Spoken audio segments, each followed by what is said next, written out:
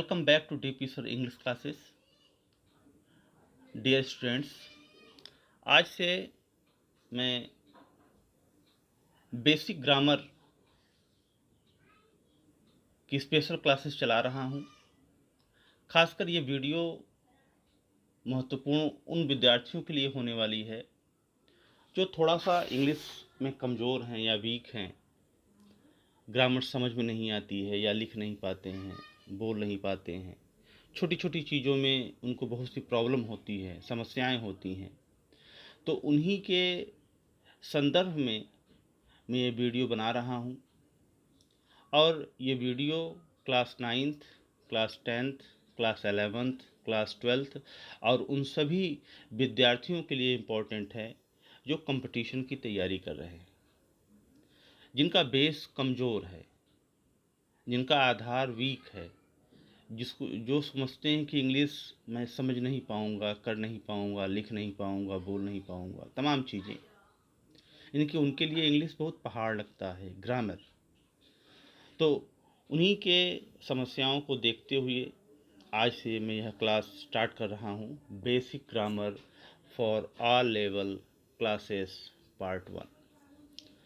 तो ज़रूर बने रहिएगा मेरे इस चैनल के साथ, डीपी सर इंग्लिश क्लासेस, और इसके हर पार्ट को आप ज़रूर देखिएगा। आप कंटिन्यू देखते रहेंगे तो, क्योंकि मैं इसको शुरुआत से ले चल रहा हूँ, बिगनिंग से ले चल रहा हूँ,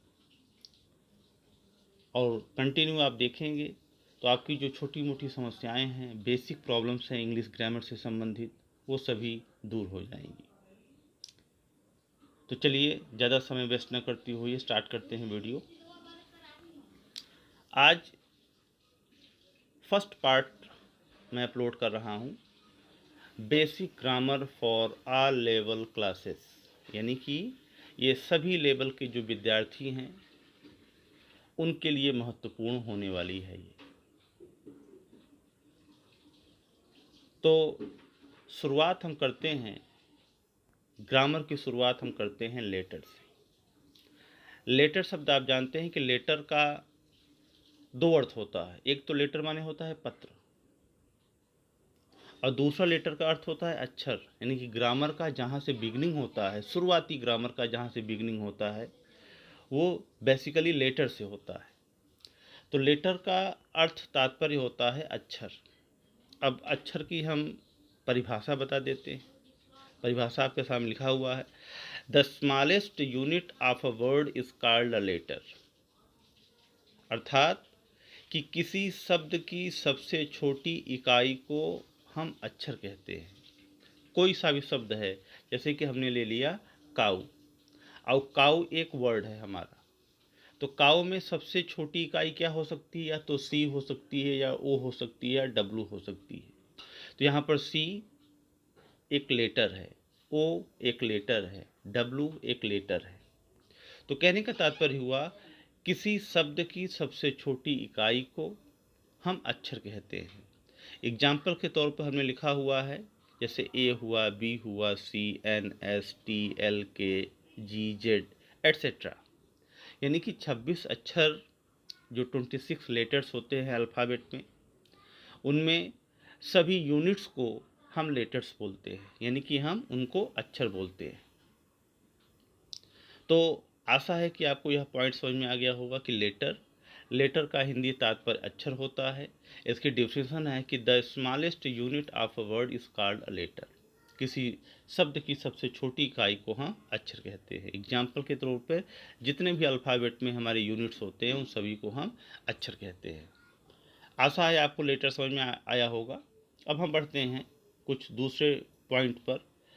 आप देख रहे हैं यहाँ लिखा हुआ है, अंग्रेजी भाषा के वर्णमाला। अब देखिए, वर्णमाला को हम इंग्लिश में अल्फ़ाबेट्स बोलते हैं। वर्णमाला को हम इंग्लिश में अल्फ़ाबेट बोलते हैं। तो आप जानते हैं कि जो हमारा वर्णमाला होता है, इसमें टोटल 26 लेटर्स होते हैं।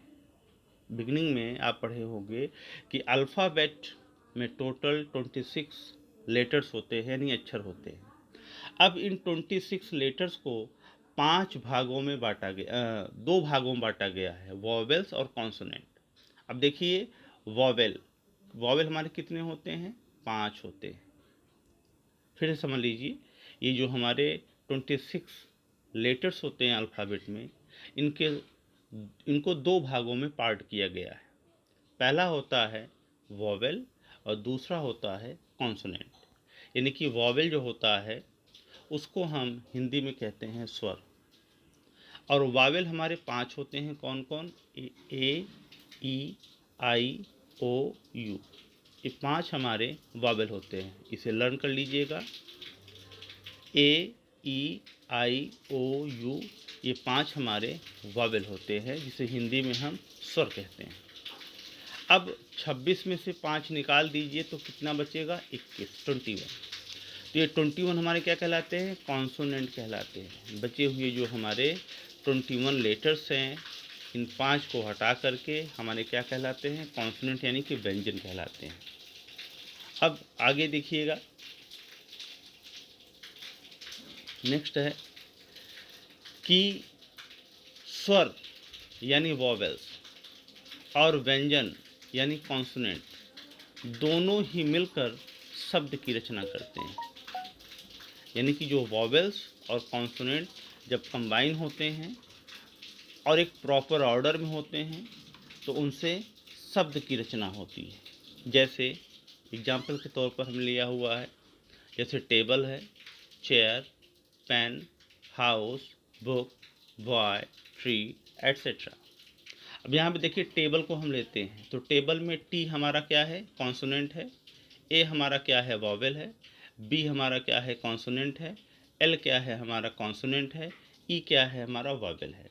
यानी कि देखिए इस वर्ड में, यानी कि टेबल नामक इस शब्द में 2 वॉवेल है और 3 कॉन्सोनेंट है। टी, बी, एल ये हमारे 3 कॉन्सोनेंट हुए और ए और ई हमारा 2 वॉवेल हुए। तो आप देख रहे हैं कि वॉवेल और कॉन्सोनेंट के प्रॉपर सहयोग से शब्द की रचना होती है। उसी प्रकार अगर हम दूसरा एग्जाम्पल लेते हैं, चेयर, तो चेयर में आप देखते हैं CHAIR, जिसमें CH आपका कॉन्सोनेंट है, AI आपका वॉवेल है, R हमारा कॉन्सोनेंट है। पेन देखते हैं तो P हमारा कॉन्सोनेंट है, E वॉवेल है और N हमारा कॉन्सोनेंट है।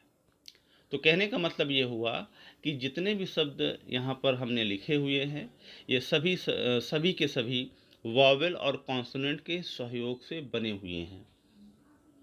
आशा है यह समझ में आ गया होगा। आपको वॉवेल का ज्ञान हो गया, कॉन्सोनेंट का ज्ञान हो गया। वॉवेल कितने होते हैं ये मैंने मेंशन कर दिया, कॉन्सोनेंट कितने होते हैं ये मैंने मेंशन कर दिया, और इनके सहयोग से शब्द की रचना होती है ये भी आप जान गए। अब हम बढ़ते हैं अगले पॉइंट की तरफ, जिसे कहते हैं वर्ड। ध्यान से समझिएगा, वर्ड, वर्ड को हम हिंदी में कहते हैं शब्द। Word is called in Hindi शब्द। अब डेफिनेशन इसकी इंग्लिश में देख लीजिएगा आप। A group of letters that expresses a complete sense is called a word. मतलब अक्षरों का ऐसा समूह जिसका एक उचित अर्थ निकले शब्द कहलाता है। अक्षरों का ऐसा समूह जिसका एक उचित अर्थ निकले शब्द कहलाता है। अक्षरों का समूह हो और वे समूह एक उचित भाव और अर्थ को व्यक्त करें शब्द कहलाता है। एग्जाम्पल ये आपके सामने लिखा हुआ है।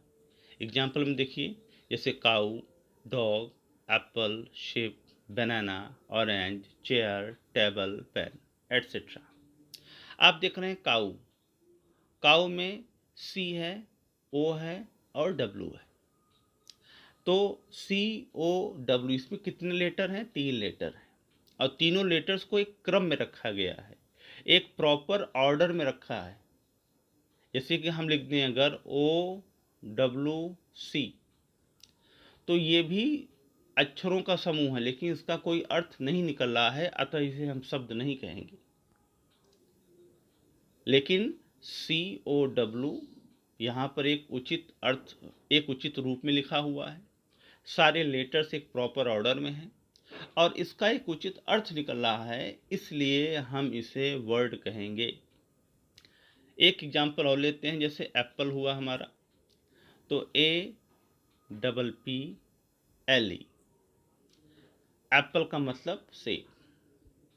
अब यही अगर मैं लिख दूं PA फिर L फिर P फिर LE, तो इसका कोई अर्थ नहीं निकल रहा है। अक्षरों का समूह ये भी है, लेकिन इसका कोई अर्थ नहीं निकल रहा है। तो आशा है कि आप जान गए होंगे कि अक्षरों का ऐसा समूह जिसका एक उचित अर्थ निकले शब्द कहलाता है। फिर भी कहीं कोई कन्फ्यूजन हो तो आप कमेंट के माध्यम से हमसे ज़रूर पूछिएगा। फिर अगला पॉइंट मैं मेंशन कर रहा हूँ, सेंटेंस। पहले आपने लेटर पढ़ा, वॉवेल कॉन्सोनेंट पढ़ा, वर्ड पढ़ा। अब वर्ड के बाद में तीसरा पॉइंट जो हमारा आता है वह है सेंटेंस का। आप जानते हो कि सेंटेंस को हम हिंदी में क्या बोलते हैं? वाक्य। सेंटेंस को हम हिंदी में क्या बोलते हैं? वाक्य बोलते हैं। अब जरा इसके डेफिनेशन पर आप ध्यान दीजिएगा। डेफिनेशन देखिए, a group of words that expresses a complete sense is called a sentence. Hindi में थोड़ा सा देख लीजिए, शब्दों का ऐसा समूह जिसका एक उचित अर्थ निकले वाक्य कहलाता है। यानी कि वर्ड में क्या था? अक्षरों का समूह जिसका एक उचित अर्थ निकले शब्द कहलाता है। सेंटेंस में क्या है? शब्दों का ऐसा समूह जिसका एक उचित अर्थ निकले वाक्य कहलाता है, सेंटेंस कहलाता है। चलिए इसके रिगार्डिंग कुछ एग्जाम्पल हम देख लेते हैं। एग्जाम्पल देखिए, पहला एग्जाम्पल आपका है, Sita is going to market. ये हमारे प्रेजेंट कंटिन्यूअस टेंस का अफर्मेटिव सेंटेंस है। इसका मतलब निकल रहा है कि सीता बाजार जा रही है। अब देख रहे हैं आप इसमें कि सीता हमारा सब्जेक्ट है, इज गोइंग हमारा वर्ब है, टू मार्केट हमारा फ्रेज है।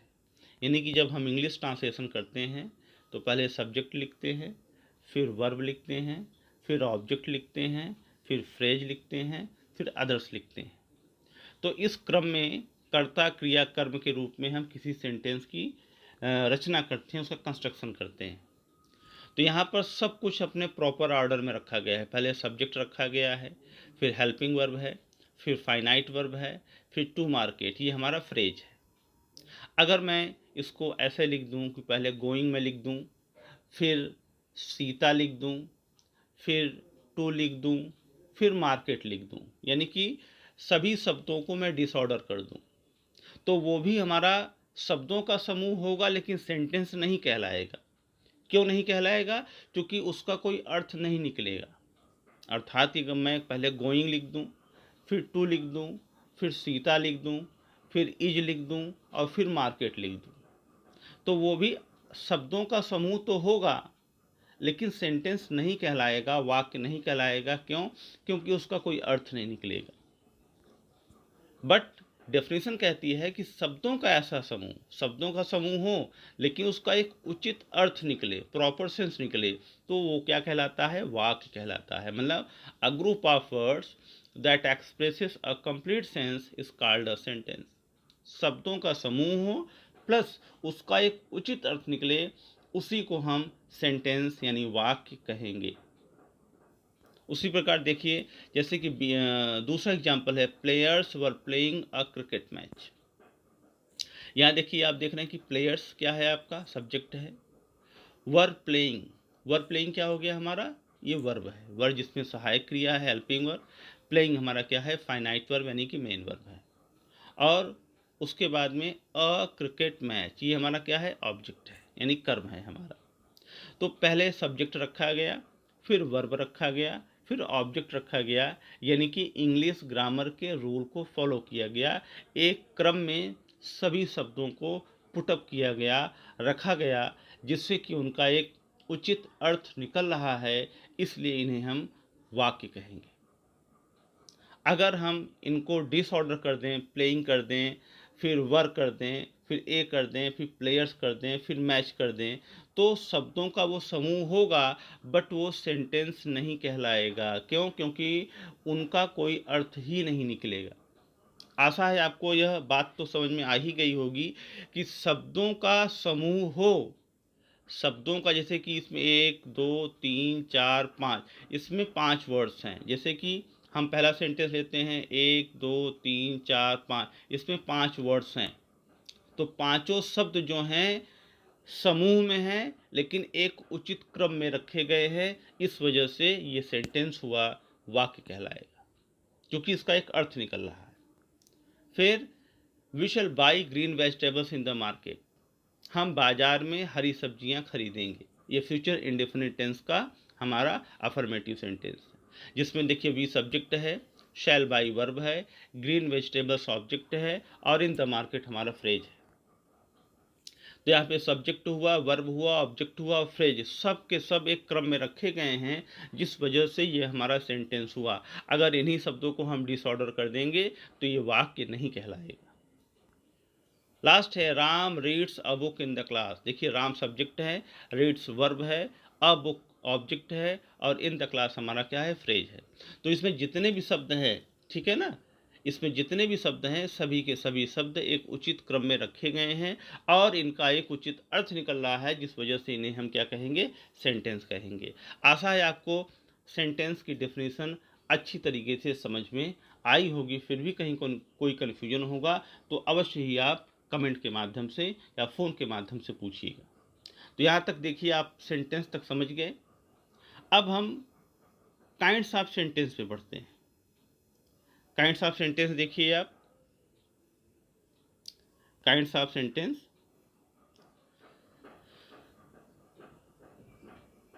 वाक्य के प्रकार। वाक्य के प्रकार कितने होते हैं, 5 होते हैं।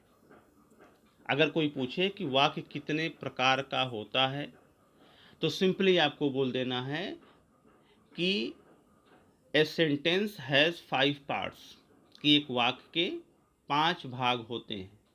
अब पांचों भागों को आप थोड़ा समझ लीजिए। पहला पार्ट कहलाता है असर्टिव सेंटेंस। असर्टिव सेंटेंस को हम हिंदी में कहते हैं कथनात्मक वाक्य। बड़े ध्यान से समझिएगा। पहला है असर्टिव सेंटेंस। असर्टिव सेंटेंस को हम हिंदी में कहते हैं कथनात्मक वाक्य। दूसरा सेंटेंस हमारा है इंट्रोगेटिव सेंटेंस। इंट्रोगेटिव सेंटेंस को हम हिंदी में कहते हैं प्रश्नवाचक वाक्य। तीसरा, थर्ड वन है हमारा एम्परेटिव सेंटेंस। एम्परेटिव सेंटेंस को हम हिंदी में कहते हैं आज्ञा सूचक वाक्य।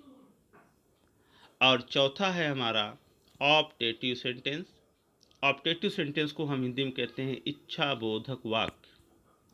और लास्ट वन है हमारा एक्सक्लामेटरी सेंटेंस। और एक्सक्लामेटरी सेंटेंस को हम हिंदी में कहते हैं आश्चर्यबोधक वाक्य या विस्मयबोधक वाक्य। तो कहने का मतलब है कि ये हमारे 5 प्रकार के सेंटेंस होते हैं और ये 5 प्रकार के सेंटेंस की क्या डेफिनेशन होती है, क्या पहचान होती है, किस तरीके से ये आए तो हम पहचान लें, इसके लिए आपको हमारे पार्ट 2 के वीडियो को देखना होगा।